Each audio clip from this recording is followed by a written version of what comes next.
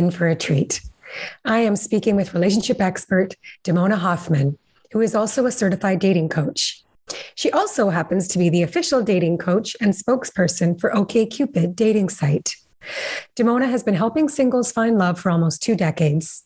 She knows the ins and outs of in-person and online dating, and I know you will walk away with some very practical and powerful tools to help you find the partner you're looking for.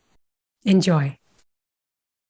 Well, today I am so happy to have our guest, Damona Hoffman, on Let's Talk Love podcast. Damona, thank you for coming and being with us today.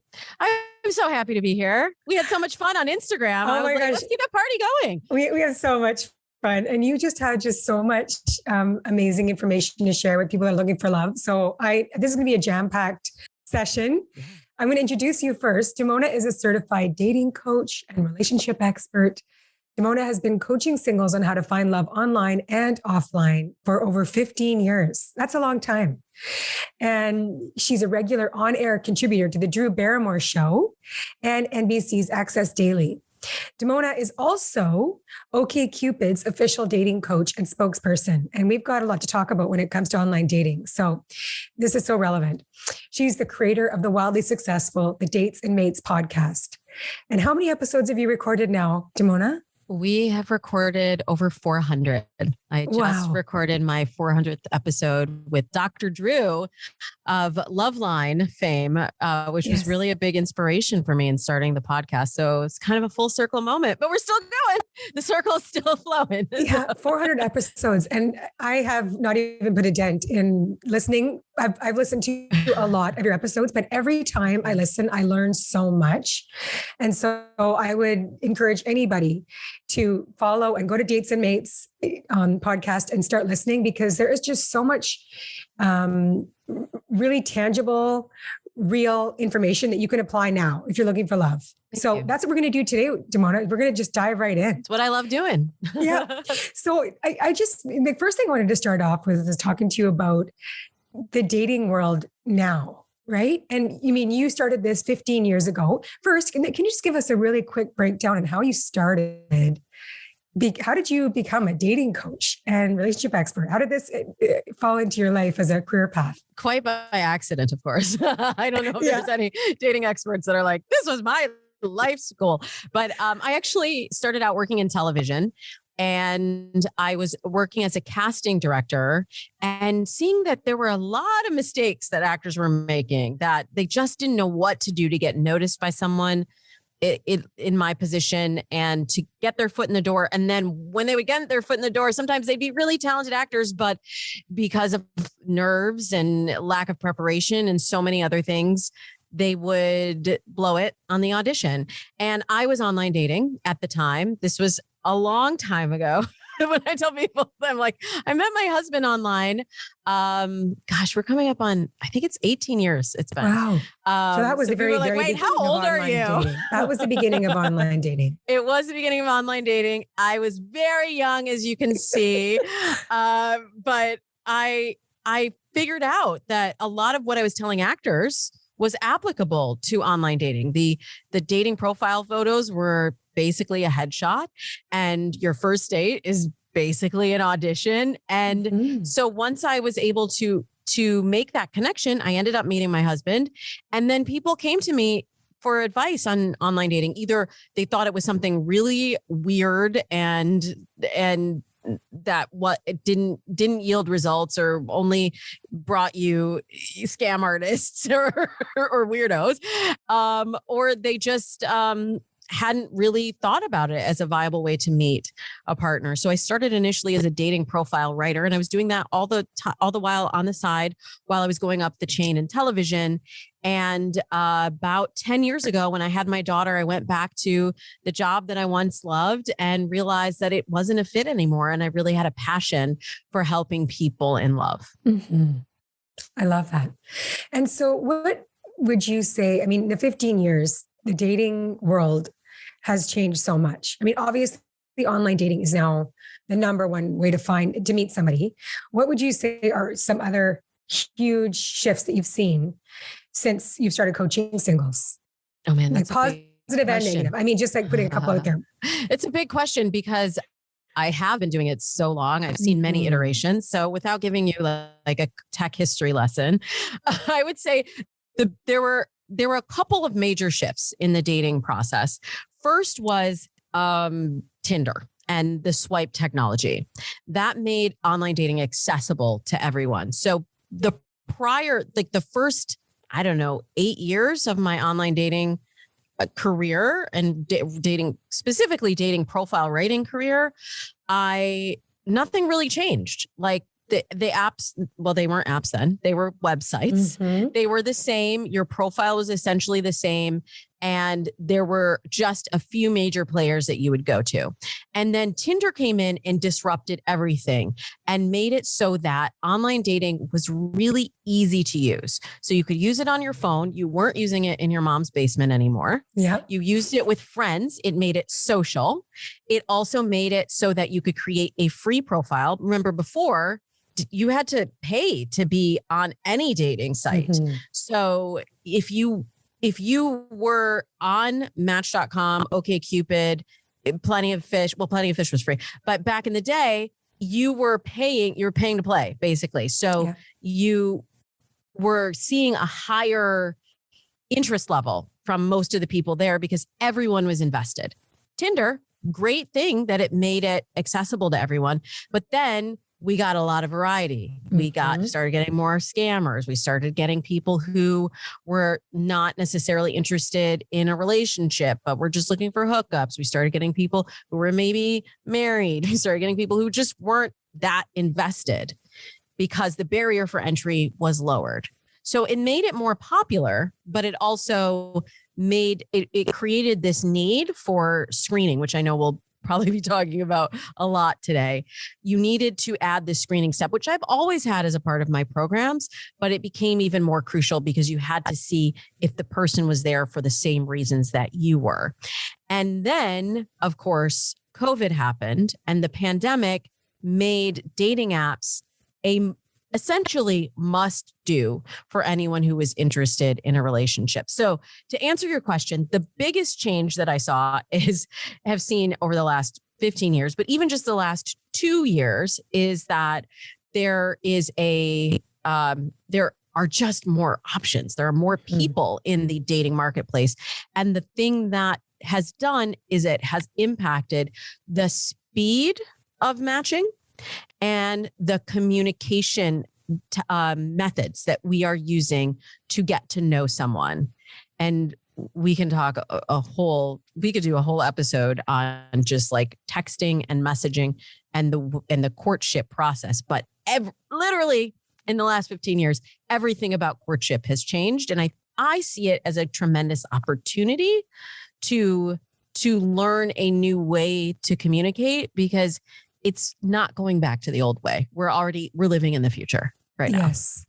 And I think that there are still a lot of people who want it. If you're looking for a partner, let's say you've been married for 20 years, even 5, 10, whatever, and you met your person, let's say in a traditional way, being okay, in a bar. Okay. Yes. Let's say, or your mom introduced you to this person. That is, I don't even think that's very common anymore, but it's this resistance to the way things are. And it's causing some, I think, anxiety and people are putting up walls. Like, I don't want to meet somebody online. There's a privacy. There's, it's definitely not romantic in some people's eyes. But it is, number one, it's just a fact. Like you say this over and over again, that the online dating is the number one way people are meeting today. So people have to just change the way they're looking at it. Sure. And we have to be really careful with the narratives that we repeat to ourselves. We are, just as a society, we are so addicted to stories. We love our stories. And, I love my stories just as much as the next girl. I think that's why I started out in television. I love telling stories and transitioned to helping people in dating because I love helping people write their own story. And I see a lot of attachment still to old stories. Well, this is how it was always done, or these are the stories that I watch. This is not how I imagined meeting my partner. I didn't see myself meeting my partner online. I don't know what story I am going to tell my kids. I don't want to tell my family that I met my partner online.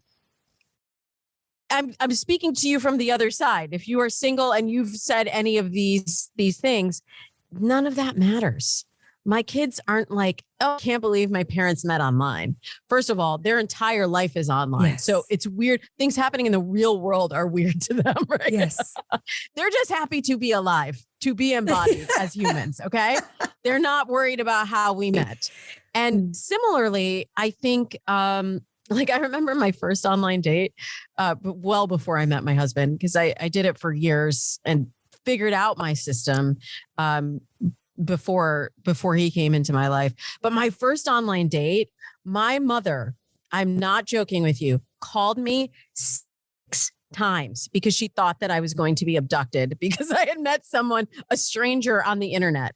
And like, she became more frantic with every call. Like, Damona, if you don't call me back in 5 minutes, I'm sending the police. She did not send the police. I did not get murdered, obviously. And it was fine. But maybe 7 years later, when I was already a dating coach, then she was asking me, she's single. My parents divorced when I was 17. And so she was like, tell me about this online dating. Do you think this is a good idea? So we can change, we can adapt. I can't tell you how old my mother is, but I can tell you that if my mother embraced it, that anyone here listening can have an open mind to shift the narratives that they're telling themselves. And that shift in narrative will lead to a different experience. Yeah. So you have written this. Oh, I don't know if it's one of your Dates and Mates podcasts I've listened to or one of the blogs I've read from you, but you go through a list of what you call negative samskaras in dating. And these are just, I just really enjoyed learning about these things that really could stand in your way of success when it comes to dating. And I think if we can go through them and flip them around, right? I mean, we can talk about each one and just how you can avoid these kind of pitfalls, right? Sure. Can you give us even how you came up with this idea about a samskara and your definition of that and how this applies to dating? Yes. Well, in addition to being a dating coach, I also am very, very involved in yoga practice. And so there's the term samskaras is basically it's patterns. And I relate it to, I guess, psychology and dating coaching. A lot of times you'll hear this as your neural pathways. These are the patterns that are carved for you that become habits. And you can have positive habits and samskaras. You can have negative habits. But if you believe, as scientists have proven, that you have neural plasticity, which means your brain is continually growing and forming new pathways. If you change your behavior, you change your mind, and vice versa. You change your mind, you can change your behavior. And therefore, if you have something that you identify as a negative pattern that is a groove that you're stuck in, you must take decisive action to reprogram it. And that starts with just even some of the phrases that we were saying before. I didn't imagine meeting my person online. And if you can change that narrative and catch yourself as you start to go back into that pattern, then the more that you do that and rewrite it with a more positive thought, the more you will notice your attitude and your experience changing alongside that. So that is one of the negative samskaras that somebody can, if they're identifying that they've got, one of them is negative self-talk, right? Mm-hmm. So you have to change your mind into, change that into having positive mantras, such as, it doesn't really matter how I meet my partner. It's the fact that I am going to focus on meeting that person. And no matter how I meet them, how they come into my life, that's really up to really the choices I make and the actions I take. And right in the end, your goal is to, it's like, be like getting a job. I really don't know how I'm going to get this job. I'm going to try all these different avenues. And when I do get it, hey, it's going to be wonderful. Same thing as meeting your partner. And I have my clients really start with visualization, with clarity on who they are, what they're bringing to the table, and who they want to meet. And also, I try to get them in a space of visualizing how it will feel to be with their partner, because our brains cannot decipher between past, present, and future. Our brains don't have the timeline for that. And sure, different memories are stored in different places. But if you visualize your future with this person, first, you're going to recognize when you see that person and you feel that feeling again, you might not get the packaging. This is why I don't focus on the list of like, must be 6 feet tall, must make this much money, must live within 5-mile radius of my house. Or I guess kilometers. Yeah. Give me kilometers for the Canadian listeners. But when you put those kind of physical characteristics on it, you might not see it because those are going to shadow the feeling of it. So I try to put that feeling first, and then your brain will recognize that feeling and your brain will picture it. This is why when we visualize, we imagine that it's already happening. We imagine it in the present. When I have my clients, I have them write out a living vision for the future of what will it feel like when you are 6 months, a year from now, with that person. And I literally have them write out a narrative. I have a lot of different tools that I use to help people get into this space. I have meditation tools and a lot of techniques that basically are doing the same thing. They're rewiring that neural pathway and placing your brain in the space of the imagined reality that will become your actual reality. But we spend so much of our time ruminating on the past or projecting to the future that a lot of people are not present in the moment.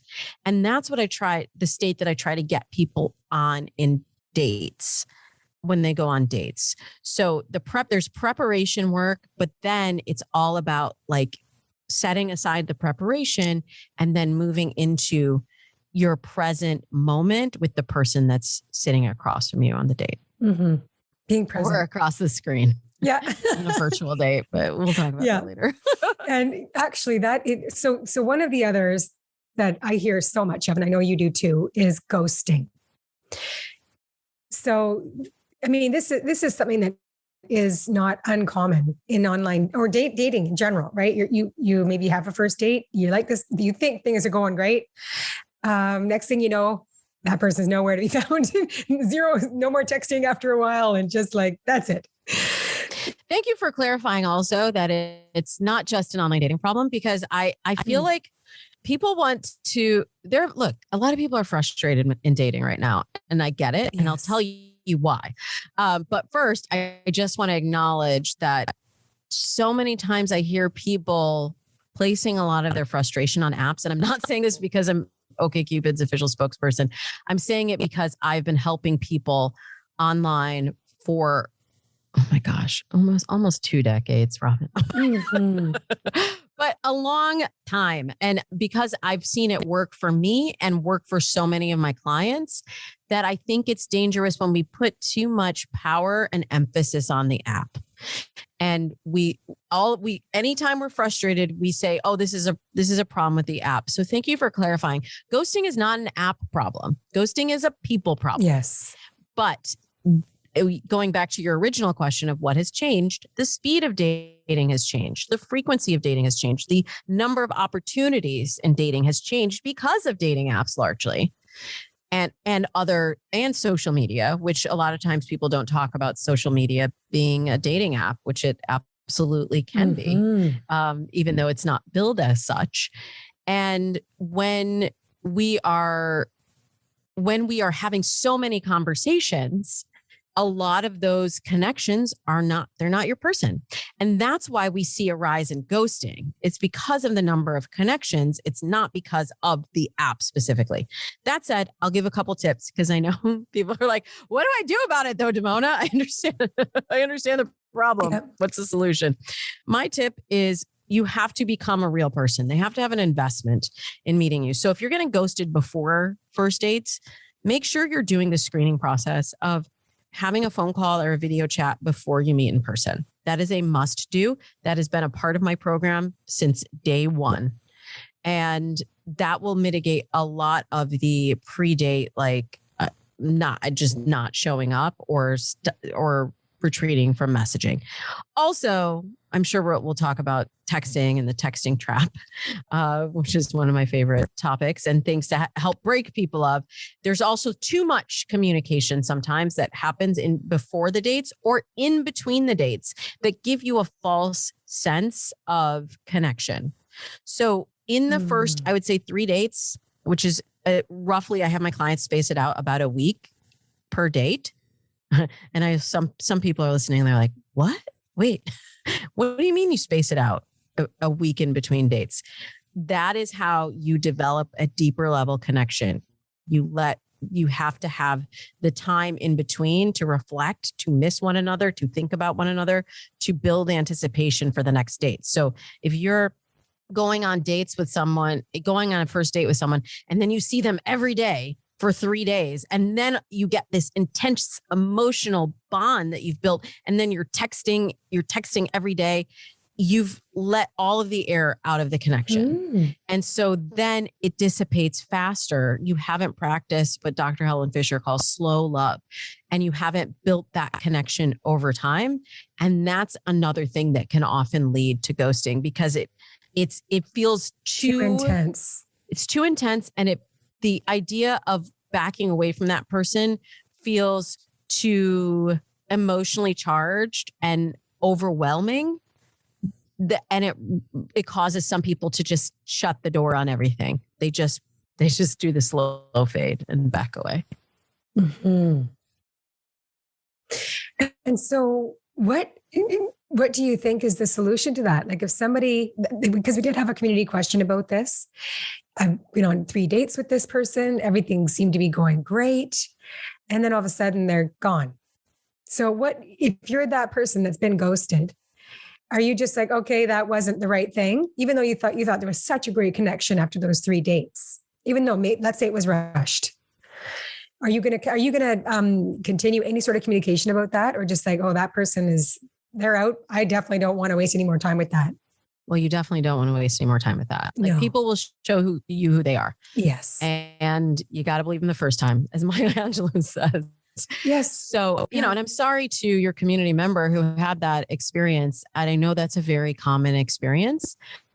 I find that usually I have a 3-date rule. So it's interesting that you said after 3 dates. I say usually try to get through 3 dates. If they fit your must-haves and they don't have, I give my clients 3 must-haves and 1 deal breaker, not a list of 25 things, a list of 3 must-haves and 1 deal breaker. If they fit that and you're curious enough after the first date to go to the second date, go to the second date. If you're curious enough after the third, go to the third date. If by the third date, you're not feeling sparks, that is an appropriate time to end it. So I often will see relationships that are not balanced. And when I say not balanced, I mean, you got to have 2 people who are equally curious about the other person. And it's not something to be taken. This is where it gets dangerous for our ego, for our self-esteem, is when we start to think, well, what is wrong with me? Why? You're taking it personal. What did I do? Right. Why did they not choose me? What did I do wrong? And I think a little bit of that self-study is very helpful, of looking at it in terms of patterns. Like if you've seen all of your dates end after 3 dates, all of your relationships end after 3 dates, that is a pattern. If one person you felt very emotionally invested in and they ghosted after 3 dates, that's not necessarily a pattern, but that's something to just put a marker. That's what we do in television. When we're editing, we put a marker and we go, oh, I'm going to come back to that, and just get curious about what may have happened, where clearly in this situation, you had a mismatch of expectations, and that Anne Lamott says, expectations are resentments waiting to happen, right? So if I've never heard that one. That's a good one. I didn't make it up. I can't take credit for it. I wish I did. But if you are feeling that resentment or that disappointment, sometimes that's because you didn't clarify your expectation, or a lot of times we assume that the other person's actions mean the same thing that our actions would. If I took that same step, that must mean, if we had sex together, that must mean that we are emotionally bonded and they see me as someone that they'd like to have a relationship with. And that's not necessarily true. If you haven't clarified, you can't know what's going on in their head. Mm-hmm. Something you've also, I love this word that you've coined. It's obligate swiping. I also can't take credit for that word. Oh, really? It's good. When I first heard that term come out of your mouth, I was like, obligate swiping. What is that? I did do it as part of I have a dating dictionary segment on Access Daily on NBC. So I did cover obligate swiping last week. Obligate swiping is this feeling that you have to be swiping, like everyone's swiping. And so if you're not there, you're just basically, what are you even doing? Yeah, you're going to miss the party. But when you're there, you're just doing it out of obligation. Obligate swiping. You're just like, next one. Yes, no. I don't want my clients in a place of obligate swiping, and I don't want anyone in your community obligate swiping. If you are not on your app with intention, you should not be on your app at that time. So I have my clients go through cycles. I'll have them cycle through one app, starting with OKCupid, of course. I'll have them go through the app to the point where it starts to feel like obligate swiping, or it starts to make them feel resentful. I know that's come up when we've had chats before, with the Real Love Ready community, that feeling of just like dread over dating. That's not the strongest place to be dating from. That would be a great time to take a break, reset, set a date on your calendar. This is the day I reinstall my dating app, and then come back to it when you can do it from a place of clarity. Yes.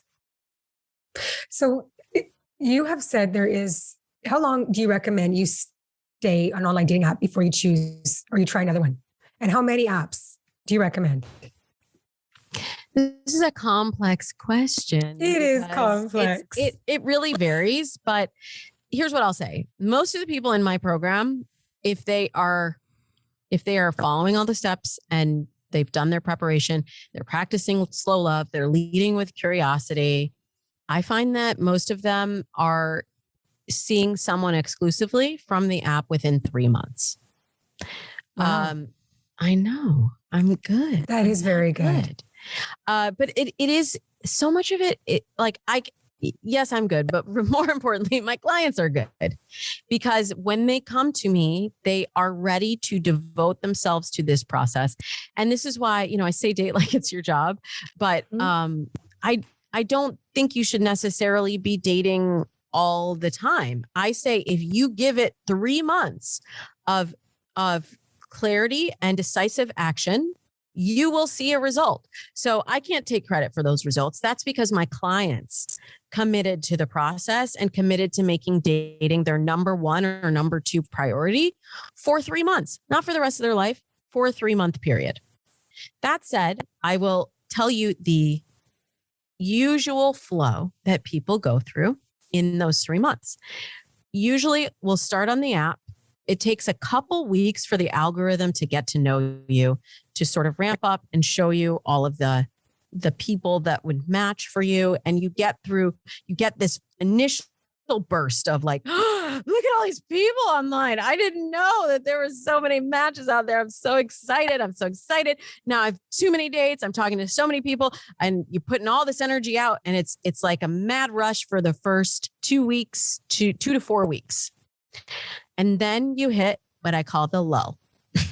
And I tell my clients every time, the lull is coming. Be prepared. It's coming. Don't abort mission. Don't freak out. The lull is when you get through all of the basically top ranked matches for you in the app algorithm. And then your matches that are being shown to you, there are just fewer options because you've already swiped through most of them. Yep. So you either need to wait for more people to enter the app or just be patient or start searching for that diamond in the rough. And this is why I say, really, you should give it 3 months, because that person, the chances are that that person that you're looking for is on the app at the exact moment that you're like, yes, I'm going to do this. It happens. It's happened to a lot of my clients. I feel like a lot of my clients say that the person they match with has only met like one other person or hasn't met anyone else on the app, which is unusual. but for some reason, that's just the pattern. You'll get to the lull, and then you have to stick it out through the lull. Now, in the pandemic, I found that there was a lot of anxiety coming up through the lull because people were feeling so much isolation, so much loneliness, that the lack of activity really felt like unsettling to a lot of my clients. So I started recommending they do this cycling technique. So then when they hit the lull on one app, they cycle to another app. Then you go through, you'll see some of the same people, but you'll see a lot of new faces, and you go through that. Then by the time you are done with that cycle, you go back to the first app. I recommend that my clients are on 2 apps at the same time, but I prefer that they are not on more than 2 apps at the same time. I prefer for them to cycle because inevitably you'll miss messages, and the speed of messaging has also increased. So that is something that is really important if you're on the app, for you to be present and active on the app. And this is what leads to dating burnout. It's just too much. The average person has 5 to 6 apps on their phone.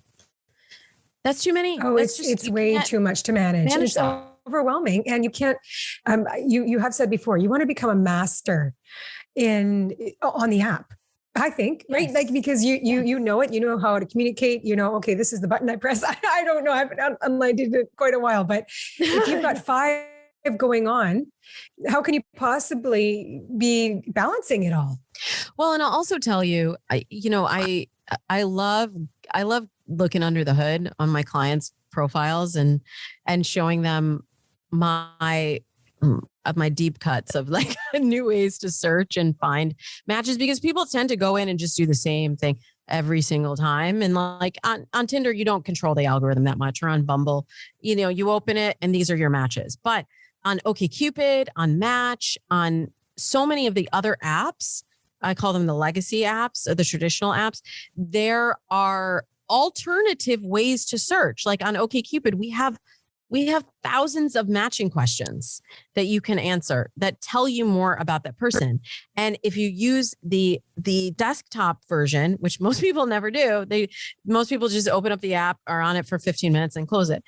You can do a keyword search based on what people have said in their matching questions. Wow. That gets you a whole different queue of people than if you just wait for the algorithm to match for you. So I have different ways of programming in the back end to get my clients to get that filter wide. You want as many people to come in as possible, unless you are in overwhelm and you're just like, I have so many matches, I can't even get through them. I'm so busy and tired, I can't. Unless you're at that point, which most of my clients are not. Most of my clients are like, where are all the good matches? They're there. Yes. You just have to go a level deeper to find them. And this is just kind of going back to the old ideas about chivalry and everything. You have to remember, when you're on the app, you're dealing with a piece of technology. It doesn't have feelings. It doesn't know your favorite kind of flowers. It doesn't. You have to know this technology. And I so appreciate our conversation, Damona.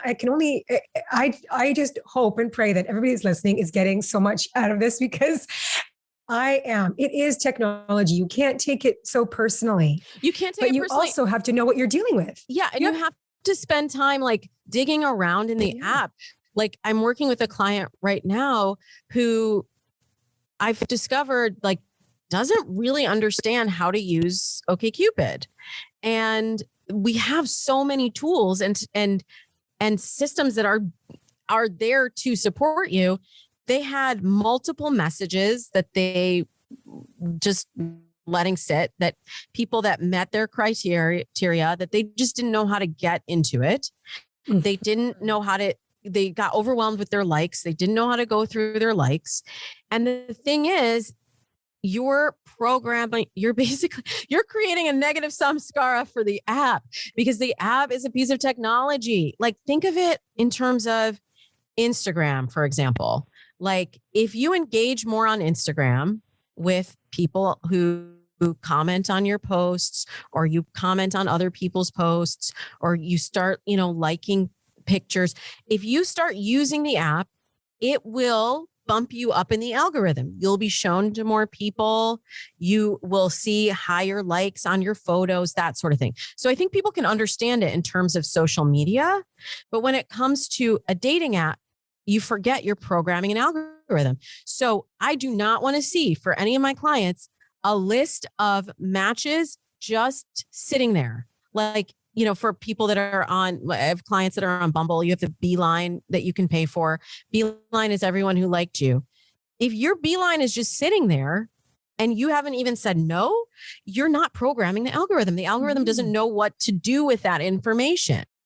Yes. So you've got to tell it who you like. You've got to engage with the people that you like, and you can't just swipe left all the time, because then you're going to get deprioritized in your dating app's matching algorithm. Wow. It makes perfect sense. But I think if you're new to all of this, or even if you're just not great at online dating, you're missing out on a huge opportunity. Well, if you say you're not good at online dating, you are missing out on an opportunity, because that's a negative samskara that you need to right. Yeah. So what about first date fails? What about it? And we did talk about this. You have this, you recommend pre-dating. And I think this is so smart. Why would you yes, you can all get all ready and be looking beautiful and have your video chat with somebody. But even simpler is having a phone call with somebody before you get ready to go meet somebody in person. Yes. As you know, I'm not very old fashioned in my dating preferences, but I do like the phone call, Robin. I think it is. Yeah. I think it is a tool that is often overlooked. And during the pandemic, everybody was video chat dating, right? So there was, as we all were experiencing Zoom fatigue, we were getting Zoom fatigue in dating apps. Yeah. And people were like, I'm just so tired. I'm just going to sign off the app. I don't know what to do. And I'm like, have you thought about doing a phone call? Yeah. And they're like, a what? People are afraid of being on the phone. We forgot that was a tool. That was a thing. You could do a phone call, and you should. And so I've had that from the beginning of my dating coaching experience. I've had all my clients do a screening phone call. I almost broke the rule when I met my husband. And these are not arbitrary rules. These are because I went through the stuff. Yes. I was in the trenches with all of you many years ago. I went through this experience and I tested it out for you. And trust me, the results are better. I almost skipped it with my husband, but then I got him to do a phone call after I already said yes to the date. I was like, wait, can you call me so I can make sure you're not a serial killer? And he was like, okay. As if I would know what a serial killer would sound like on the phone. He'd be breathing all heavy. Yeah. What time should we meet? No, he didn't. But that phone call helped you, gave you clarity that, okay, this actually does still feel good. I do want to meet this person in person.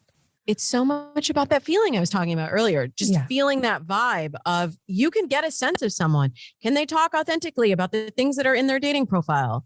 Can they listen well and feed off of what you're saying? And then just keep it short, like 15 minutes. And you'll either be energized by the conversation or depleted by the conversation. And if you're energized and intrigued and curious, then you go on the first date. If you are like, because a lot of times people will do the screening call and then they're like, yeah, I don't know.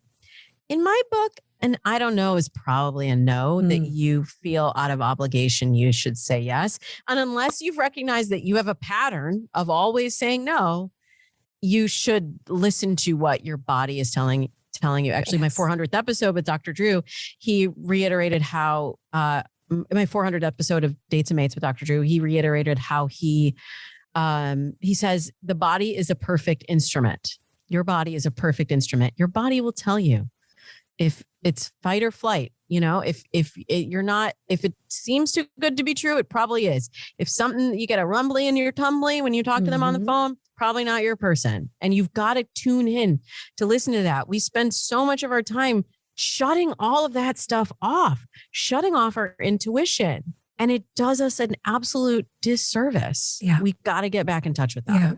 And the first date fails. You talk about we talked about this earlier, about being present. One of the quotes that I wrote down that you said is one of the biggest things I coach my clients on is being present on a date. Fixating on the past and fantasizing about the future with this person in front of us, rather than simply being present at this moment. So part of that is, yes, it's being present, being there, listening, engaging, being curious, and being in your body, right? Yes. What is your body? How are you feeling, right? Pardon? At least I'm consistent with my advice, right? Yes. These are simple, yet I think we often forget. Oh, completely. Oh, yeah. And this is the thing with dating and first dates. It's an opportunity to practice. I see dating as a set of learned skills. I said this when we did our Instagram live together. Dating is a set of learned skills, and you can practice and get better at them. Just like mindset is a set of learned skills. Like anything that you want to improve, I'm doing a plan with a nutritionist right now, and I can see the progress, the incremental change in the way that I make my choices with what I eat. It's different every day because I'm investing in the process. So you could say like, well, isn't eating like intuitive? Like everybody knows how to eat. I don't think so. Sure. Right. But you can make, can make choices that are not healthy for you. So dating is the same way. Okay. Everyone can theoretically talk to someone, make a connection with someone, go on a date, but it doesn't necessarily mean you're doing it in integrity with who you are and what you want. And it is something that you can get better at when you practice the way that you want to do it. So, just a couple first date tips, like don't overstay your welcome. That's my biggest tip. This is the biggest game changer for my clients over the last 15 years. Plus years. Really have a short first date. An hour. That's all you need. Yes. I did. I write for the Washington Post, and we did I write for this matchmaking column called Date Lab, where we set people up on dates. And we did a Valentine's Day event this year. And one of the other writers said that she keeps her online dates to 45 minutes, and everybody was like, oh!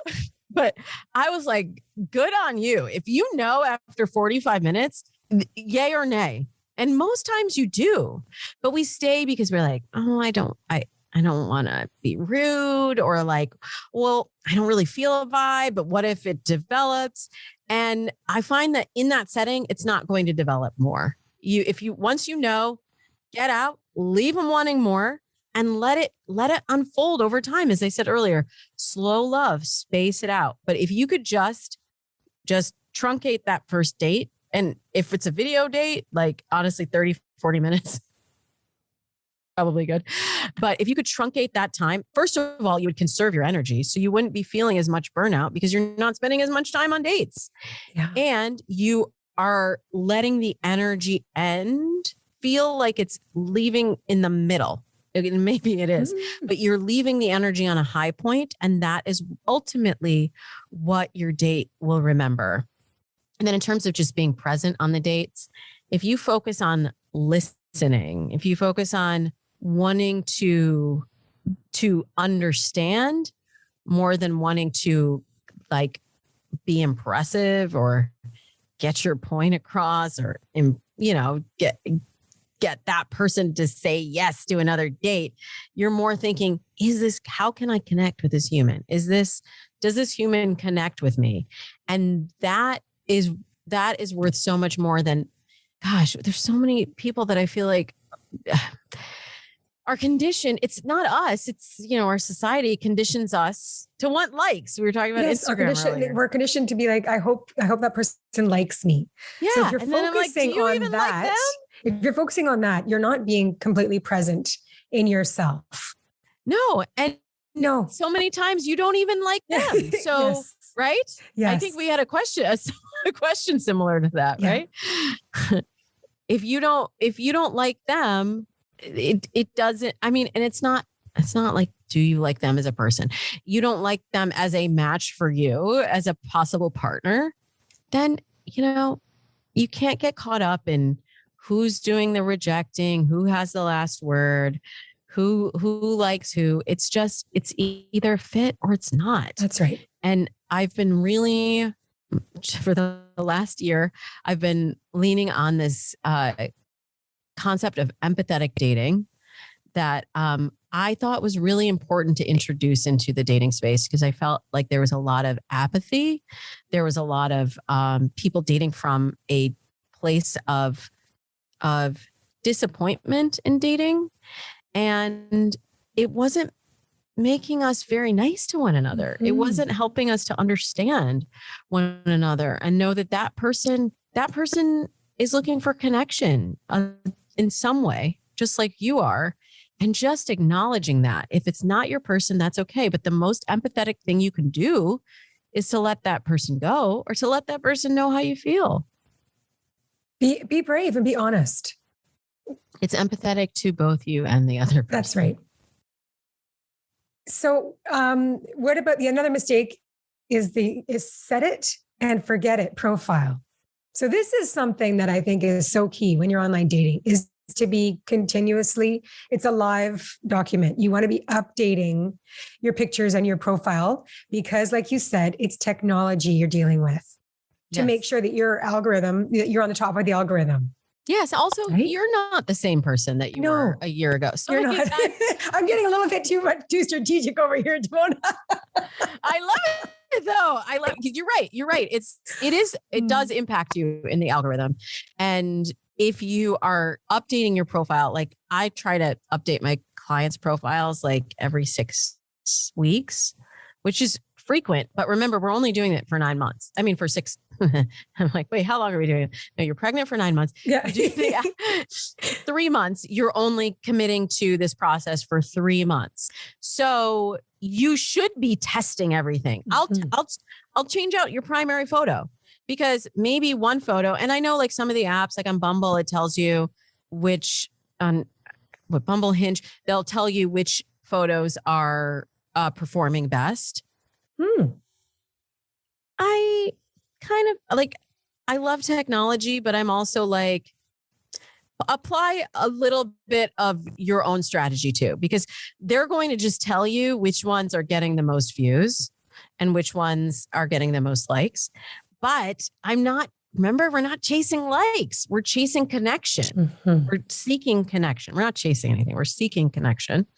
And if you're getting likes, but you're getting likes from the wrong people, or they're not turning into messages, or they're not turning into dates, it doesn't frickin' matter. So you need to have a profile that attracts the right kind of dates to you and gets them, as I was saying earlier, in the funnel. Get more options on the table. Then you do the filtering process. But updating your profile in your algorithm, it does impact the algorithm 100%. Like on OKCupid, I'm always telling my clients, if you feel like, I'm seeing all the same people, answer more matching questions. They're always available to you. You will never run out of matching questions. I've never had a client be like, well, I got to the end of the OKCupid matching questions. Doesn't happen. No, there's thousands of them. So do something, take an action, and that will immediately, within 2 days, you'll see a shift. But also, you are not the same. You are always changing. You are always evolving. So many times people will say to me, I tried online dating. It didn't work. I say, how long did you do it for? Well, about 3 weeks. And then, I just didn't really see anybody that I liked, or what didn't really turn into dates. Or they'll say, I actually met someone. I dated them for 6 months, but it didn't work out. So online dating didn't work for me. No, it did work. It did work. That person didn't work out. And that's okay. You now have the tools and the knowledge to go back into the pool and find the right person. And then I'll say, well, let me see your profile. And inevitably I'll hear, well, these pictures are kind of old and I didn't really add any new pictures, or I never take pictures of myself. Well, because the pandemic and I don't have anyone else take pictures. I don't really have any pictures. I just want to lose 10 more pounds and then I'm going to take pictures. And it's just, all of these, let's just call them excuses. Let's call them what they are. Excuses for, I don't want to put myself out there because I'm afraid. I'm afraid that I'm going to put effort in and I'm not going to get what I want out. I'm afraid of rejection. I'm afraid of meeting someone like my ex. I'm afraid of, fill in the blank. Listeners at home, fill in the blank. And usually it is some form of fear that prevents you from taking action. Yeah. So let's talk about texting, because this is a huge topic. And you say texting is not a chemistry builder. It's a chemistry blocker. It can be, right? But texting is at the core of our communication challenges. I have a personal story about this because I met my husband Todd on OKCupid. Oh yeah, I forgot about Yes, that. I did. And it's our story similar to what you were saying before, but the norm around, or you hear this a lot, how somebody's online dating along, but he had been online dating quite a bit over the years. He had different relationships he had met people through online dating with. But I had not. He was the first and only person I met online dating. So, but we were long distance. And so we texted quite a bit in between our seeing each other and our phone calls. But quite a few times it would get us into trouble, right? Because you don't hear really more. You can't rely on texting for. There's so many traps to texting. Yes. Right? Yeah, I call it the So this is trap. a good lesson for all of us. I'm like, I want to be all up in your business. I'm like, tell me more.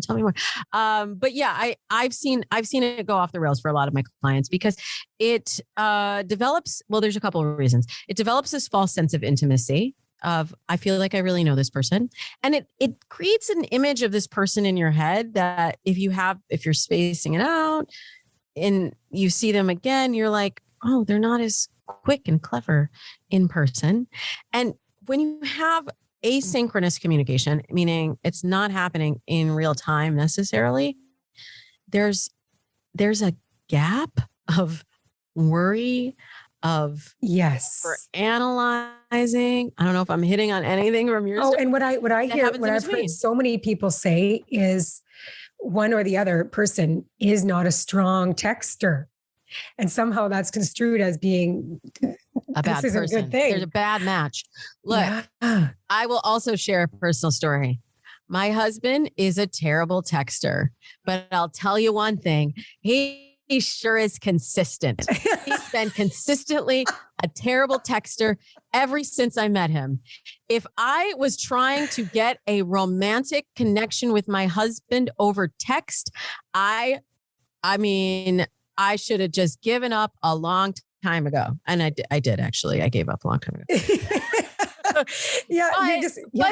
he's romantic in a different way. He's an excellent communicator in person. He's never been good on the phone. He's never been good over text. So for me, I tell my clients, you need to be clear about how you like to be communicated with to your potential partners.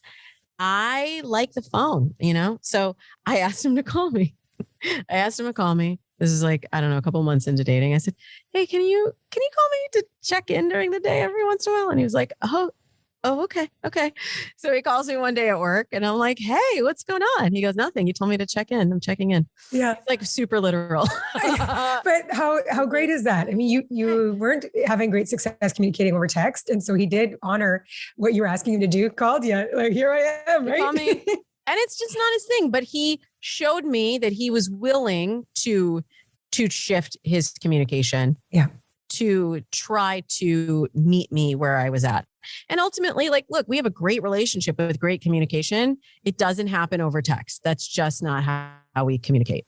But, I'll see with a lot of clients that they get caught up in that early phase of like, oh, they're not great at texting, or they are great at texting. Why are they not great in person? And like, if you're really in a relationship, I don't think that the texting part is as important as we make it. So this is why I try to get past that awkward texting trap as quickly as possible and into the real connection, the synchronous real-time communication where it's question, response, comment, reply. And you have that volley and you can really feel that connection and communication. And it just can't happen over text. And I can teach you, and I do teach my clients and my Dates and Mates listeners, all of the tricks for how you can build that anticipation and that connection over text and tools that you can use that will improve that. But ultimately, it's really about what happens when you are face to face with this person. So don't get caught in the texting trap. It's a road to nowhere. And just a few tips would be that I've heard you share. You don't want to be texting paragraph after paragraph. This is not your opportunity to, if you're new in dating, to be going into these huge stories over text. That's a phone conversation. That's an in-person conversation that needs to be had. Oh yeah. And keeping it brief, right? You do want to keep it brief. And this is a really key point for a lot of people who are not digital natives, who are analog natives. So if you are Gen X or greater, you're Gen X or greater, this is where I spend a lot of my time teaching the tool of texting, how to flirt over text. Because, I used to just say texting's for information, not conversation. Just don't even do it. But I've had to, the way we communicate has changed. And now I'm 90% text communication with most of my friends. As we have changed as a society, the way that we communicate, we all have had to learn a new method of communication, a new tool. And when used effectively, it can build connection. It can keep you in touch. And this is actually another big change since I started teaching people about online dating, that we have tools that can make us feel closer to one another, even if we're separated. So long distance relationships used to be I don't even know what you're doing. How could it possibly work out? What are you going to send a letter by carrier pigeon? Yeah. But now it's okay, you can do video chat. Mm-hmm. You can text each other gifts. You can text each other, with emojis. I'll just give one tip, but I don't want to give all my juicy juices away. One tip, you just using an emoji at the end of a sentence, which I know is not for analog natives. It's what? And is emoji for teenage girls? No, emoji is a mood modifier. It gives context to what you're saying. And so this probably happened with you and your husband in the beginning. There's a lot of room for misinterpretation if you don't know the tone that somebody would use. If you don't understand their style of speaking verbally yet, you might misread their written communication. I agree. I think there's just too much room, like you said, for misinterpretation. With our challenge was so much space because he was working in a job where he couldn't answer his phone or even look at his phone during the day in film. And, you're interested in this person. You're oh, I wonder how they're doing. There was just zero communication. And sometimes I would want that. Right. Yeah. And so rather than waiting for a telephone conversation, like you said, all that space, you get a little bit anxious and you have anxiety growing.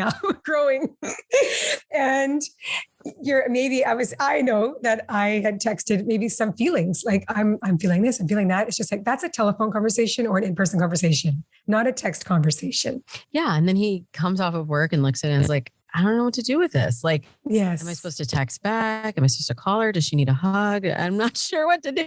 Just tell me what to do. Yeah. But, I have a lot of clients that don't want to get in the texting trap. And then they're what am I supposed to say? Because this person just keeps texting me. Or I got this question on Dates and Mates recently. I keep getting these good morning texts. Yes. What am I supposed to do about this? How did you sleep? Do this? Yeah. And it's if you're not in a relationship with someone, put the kibosh on the good morning texts. You don't, it doesn't forward the communication, doesn't build the connection really. Like, so do it though in a nice way, not like, get out of here with these good morning texts. It's more just like, oh, I'd love to hear from you, but I'm really busy in the morning, so I'm probably not going to respond. You might not hear from me until later in the day. Or I love it when you send me texts after I get off work. Or I love it when we get to talk at the end of the day. And you set up what you want and how you want that person to show up for you, rather than like penalizing them for their normal method of communication. And they're probably basing it on like what has worked for people they've dated in the past. So it's just a new set of rules that you have to articulate. Yeah. Setting up your expectations and being clear on what you want. It's all these communication tools that we need to use in dating. Look, yeah. I know none of this is easy, by the way. This is why I've been in this career for so long, because these are all skills that are not easy to master and also take a tremendous amount of courage. So I just want to acknowledge anyone listening that's like, yeah, I'm doing that. And it's hard. Sure, it is absolutely hard. Connecting with humans is very difficult. It is very difficult, but you owe it to yourself to build the skill. And I find that most of my clients, when they start a program with me, they'll realize like, oh, I've gotten better at asking for what I need at work too. Yes. I've been able to communicate better with my family. These are transferable skills. Of course they are. Absolutely. Well, absolutely. Damona, I can't even believe that our time is up, but I know that you have just so many things that you can offer people that are wanting support and help with their dating life. You've got your profile starter kit. So that you're helping people with creating and their online profile. Is that right? Yes. I got so many questions of, I don't know what to put in the profile. I don't know how to write about myself, that I was like, let me just make this really easy for people. So it's plug and play profile templates that I've used in the past for clients that literally, like, I don't know if you ever did Mad Libs. Did you ever do that? Mad Libs when you were a kid? So Mad Libs, like you fill in the blank. It's like adjective, verb. Oh yes, of course. Okay, I didn't realize that was what it was called. Yeah. So you just fill in the blank in these template profiles with whatever's authentic to you. Or there are also prompts that will help you to get these stories that we were talking about earlier out and on the page. I know a lot of people are not natural writers. This is why I got into dating profile writing in the first place. But I want to give you the tools and the prompts to be able to tell your story, because your story is authentic to you. And we want to really leave as many threads in that profile that someone can pick up on and be inspired to message you about something specific and not just a, hey. Yeah. And then I also have a short video tutorial on how to choose the right photos for your dating profile, which is also a really important factor. So as of right now, that is a free bonus at datesandmates.com. It's the profile starter kit. It may become a paid program. So grab it now before while supplies last. And then you're running your dating accelerating program right now, right? Yes, I do the Dating Accelerator program. That's my signature program. So it's run live just twice a year. So we're right in the thick of it right now of our first half of the year. And then our next round will be in September. And we are working on, we have a couple of online programs that are available all the time. If you sign up for the profile starter kit, you'll get to see what's available to you there. And we're working on making the Dating Accelerator available as a self-led course as well. So that's how you can work with me. But you can also get a ton of information just from listening to the Dates and Mates podcast. I've been doing it now every week for 9 years. Definitely. So there's a library of really so much information. If you're looking for ways you can up your dating game, you just go to Dates and Mates podcast. So thank you so much, Damona. Every time we tune in and discuss these things, I have so much fun and learn so much. And I really hope that our listeners are going to have a lot more success in dating just from listening to you. Thank you so much for having me. Thank you, Damona. And I know we'll talk again soon. We'd better. Okay.